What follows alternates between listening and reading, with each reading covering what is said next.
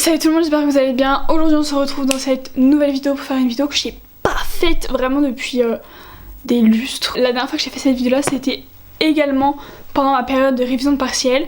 Et là, rebelote. Il y a quelques jours, semaines de ça, je vous ai demandé sur Instagram de me poser des questions. On va parler de tout ça dans cette vidéo où je vais me maquiller. J'ai une super tête. Vous allez peut-être vous demander pourquoi je suis en pull. Eh bien, la raison est la suivante. Je suis chez mes parents et je suis venue qu'avec des pulls. Donc du coup, je n'ai rien d'autre que des pulls pour m'habiller alors qu'il fait actuellement plus de 20 degrés dehors et que... je crève de chaud en fait concrètement. En plus de ça, du coup j'ai pas envie de commander des affaires d'été ou quoi que ce soit. Déjà parce que j'en ai chez moi. Et puis j'ai pas du tout envie de commander en ce moment. Par rapport aux livreurs et tout, j'ai pas trop envie. Je me suis permise une seule commande depuis le début du confinement. C'était pour une tenue de sport parce que j'en pouvais plus de faire du sport en pyjama en fait. Parce que du coup, comme je vous dis, j'ai pas d'affaires ici. Et les seules affaires que je pouvais mettre pour faire du sport, hors des pantalons, des jeans, etc. C'était des tenues de pyjama parce que du coup c'est le plus confortable et c'est le plus élastique en général. Donc bref, voilà, je me retrouve à faire du sport en pyjama. J'en avais un peu marre. Du coup, je me suis dit... on va se laisser ça, même si c'est clairement pas essentiel, clairement pas indispensable. Je me suis dit, on va s'autoriser une seule commande dans ces 2 mois de confinement. Je commence déjà à avoir du mal à faire 2 choses en même temps.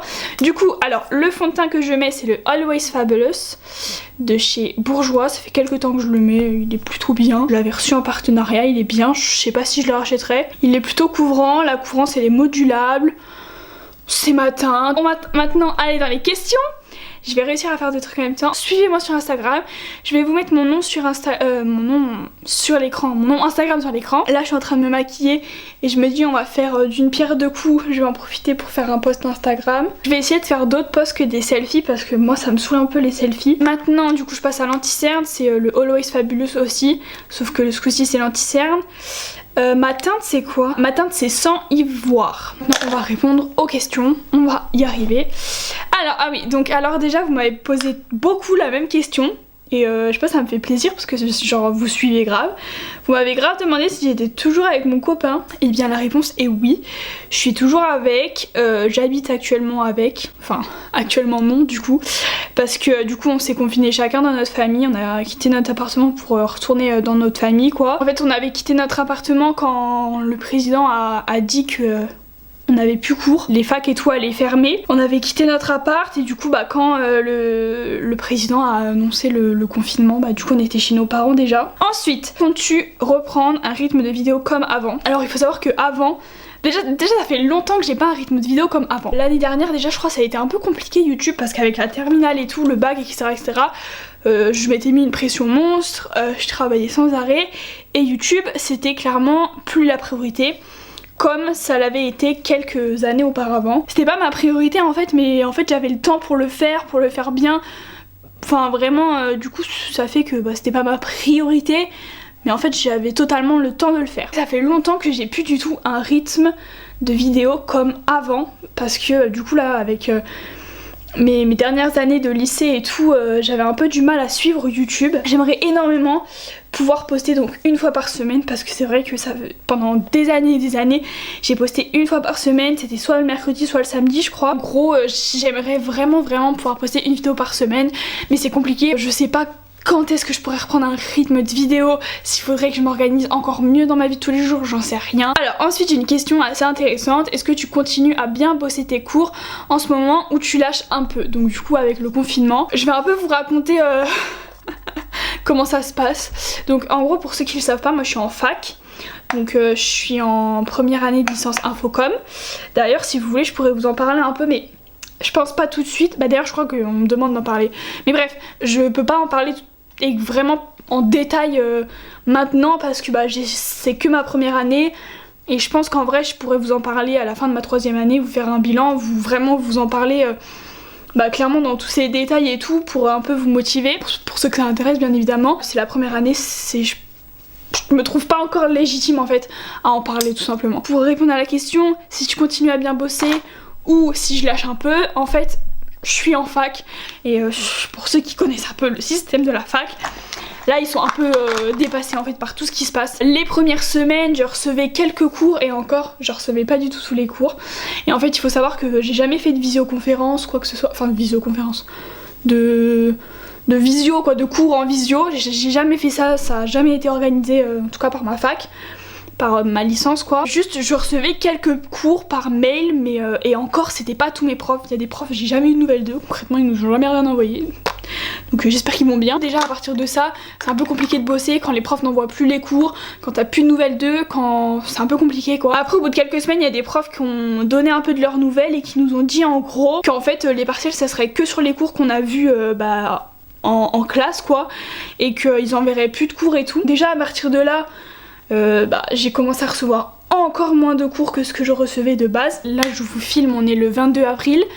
Et en fait moi je suis censée commencer mes partiels, enfin la période de partiels c'est du 4 mai au 18 mai je crois. À l'heure actuelle où je vous parle, je n'ai toujours aucune idée de mes dates de partiels. Je n'en ai aucune idée, je sais pas comment ça va se passer, je sais pas dans quelles conditions, je sais pas. Je sais que ça va pas se passer à la fac, je sais que ça va se passer à distance, mais je sais pas du tout comment ça va se passer. Et je sais aussi que je passe plus que 3 épreuves, alors que de base j'en avais un peu plus de 10. Franchement en ce moment c'est un peu compliqué, je déteste ne pas avoir de date. J'ai trop besoin de me dire vas-y ok donc là j'ai tant de jours, tant d'heures pour faire ci, pour faire ça, pour apprendre ça, je m'organise etc. Et en fait là moi tant que j'ai pas de date, j'ai énormément de mal à m'organiser. Je sais pas où je vais, je sais pas comment j'y vais, mais je sais que j'y vais. Ensuite, est-ce que tu peux expliquer en quoi consiste cette filière, les cours, etc. Et aussi elle m'a posé la question comment s'est passée ta première année en infocom. Ça me fait plutôt rire, je vais vous expliquer pourquoi. Donc déjà comment s'est passée cette première année. Au niveau des cours, le premier semestre m'a assez plu. En gros, moi, quand je suis rentrée en licence infocom, je savais que la première année, j'allais pas la kiffer des masses. Parce que je savais que c'était la première année, que c'était théorique, dans la culture et tout. Cette première année, en gros, elle explique énormément en fait les bases de l'infocom, l'histoire de l'infocom, l'histoire de tout ce genre de choses, des médias, etc. Donc en fait, c'est très théorique. Mais bref, donc du coup, il y a des cours qui m'ont plu, d'autres un peu moins. Bon, c'est un peu comme partout. J'étais consciente que cette première année allait être dure, mais faut la passer. Et pour moi, c'est très important malgré tout, même si c'est un peu relou, etc. C'est super important en fait de connaître vraiment d'où tout ça vient en fait. C'est comme tout, si t'as pas de bonne base, c'est compliqué de construire des choses après. Et il faut savoir aussi que la licence infocom, je pense qu'elle est très générale, dans le sens où en fait ça débouche sur énormément de métiers. Donc forcément, il y a plein de trucs, ça te servira pas, mais ça servira peut-être à ton voisin en fait qui veut faire un métier totalement différent du tien. La première année en gros globalement elle s'est plutôt bien passée. Après moi dans ma fac il y a eu plein de problèmes, je vais pas vous cacher. Au début d'année il y avait beaucoup de grèves, du coup après deuxième semestre c'est un peu le coronavirus qui est venu se mettre dans tout ça. Du coup j'ai quand même une année assez mouvementée, il y a quand même beaucoup de cours qu'on sautait finalement avec tout ça. Alors ensuite je parle beaucoup trop, je suis déjà quasiment maquillée et j'ai pas du tout fini de répondre aux questions, c'est n'importe quoi. J'espère que ton confinement se passe bien. Est-ce que tu fais du télétravail? J'adore tes vidéos. Alors comme j'ai un petit peu déjà répondu, j'ai pas reçu énormément de cours pendant ce confinement, du coup j'ai pas eu énormément de télétravail à faire. Juste voilà, j'ai des dossiers à rendre, ce genre de choses, et voilà, mais ça dans tous les cas c'est des choses à rendre sur ordinateur, ça se serait passé pareil dans un autre contexte. Donc voilà. Ensuite, ton rythme de vidéo te convient ou tu aimerais en sortir plus? Comme je vous ai dit, j'aimerais en sortir plus, ça c'est clair et net. J'aimerais être vraiment présente, même sur Instagram, etc. J'aimerais tellement être plus présente, mais en fait je me rends compte que j'ai la même vie que n'importe qui et que j'ai pas du tout une vie en fait de youtubeur, d'influenceur, de je sais pas en fait des personnes que vous pouvez voir sur les réseaux sociaux. Ensuite, est-ce que tes études te plaisent pour l'instant ou comptes-tu te réorienter? Alors c'est vrai qu'il y a des moments cette année où je me disais mais qu'est-ce que je fais là, mais où est-ce que je vais, mais pourquoi? Surtout au début du deuxième semestre. Très contente en fait aujourd'hui de vraiment avoir rien lâché, parce que pour le coup il y a eu tellement de trucs qui s'est passé qu'en fait tu peux lâcher à tout moment en fait, c'est trop. Donc du coup non, je compte pas me réorienter. Moi je sais que dans tous les cas en fait la communication c'est ce que je veux faire. Ensuite des questions qui sont beaucoup revenues, c'est est-ce que tu es toujours en contact avec Anaïs? Et ça me fait trop rire parce qu'en fait à chaque fois vous me le demandez quand je vous dis posez-moi des questions. Du coup oui, je suis toujours en contact avec Anaïs, on se parle pas tous les jours, on s'appelle pas tous les jours, mais franchement on doit se parler je sais pas, peut-être une fois tous les mois, tous les 2 mois, j'en sais rien, il n'y a pas de fréquence. Aussi il y a eu une question question, est-elle rentrée en France ou elle est toujours à Tahiti? Actuellement elle est à Tahiti, mais elle rentre cet été en France et du coup à partir de là on va essayer de se revoir. Voilà, comme vous le remarquerez, j'ai un peu du mal parce que quand je réponds vraiment à une question je me maquille pas, quand je me maquille je réponds pas vraiment à une question. Contez-moi grave comment se passe votre confinement en commentaire. Franchement force à toutes les personnes qui travaillent, franchement j'espère vraiment que vous ça va parce que Dieu sait que c'est compliqué. Ah d'ailleurs les gars, je vais faire ça pendant que je finis mon mascara et non mais ça n'a rien à voir. Le mascara franchement ça change toute ma tête. Ça vient de me revenir et du coup vu que j'ai encore un peu de temps, en fait j'ai reçu plein de nouveautés corps de la marque Sephora Collection. J'adore cette marque. J'avais reçu leur soin pour le visage, je vous avais fait une vidéo, je vous la mettrai dans le petit, je sais pas il est où. Franchement j'ai adoré, il y a des produits que je vais racheter c'est sûr et certain. Premièrement j'ai reçu une crème corps illuminatrice à l'huile de moringa. Je sais pas si vous connaissez un peu le concept de Sephora Collection, mais en gros c'est une compo en fait où les ingrédients sont d'origine naturelle. Donc là par exemple il y a 98% d'ingrédients d'origine naturelle. C'est une crème glowy tu vois. J'avais trop hâte de la tester, je me suis dit putain mais ça va être trop bien ça pour l'été. Hop, petite jupe, petite robe, petit short, j'en sais rien, tu mets une crème pailletée, mais mamma mia c'est trop beau. Du coup je l'ai testé. Déjà au niveau de l'hydratation elle est bien, c'est pas une crème hyper riche et tout, mais je pense que le concept c'est certes d'hydrater mais c'est une hydratation légère et je pense que vraiment le concept de cette crème c'est clairement de faire un effet glowy. Il faut savoir que l'effet glowy il est pas doré, blanc, nacré, je sais pas, il est rose. Voilà déjà c'est un highlighter rose en gros. Et putain c'est trop perturbant, non mais vraiment vas-y je vais faire mon deuxième œil parce que là c'est vraiment hyper perturbant. Je vais essayer de vous en parler en même temps. Là moi j'étais un peu déçue que ce soit rose. Sinon en fait en vrai de vrai c'est hyper subtil, c'est très léger. Je trouve que franchement c'est trop subtil pour moi. Franchement si vous cherchez un petit glowy subtil rose foncé, sinon passez votre chemin. Ensuite on a ce gros pot, je sais pas si vous vous rendez compte comme il est gros, toujours de chez Sephora Collection, c'est au beurre de karité et donc c'est un super hydratant corps.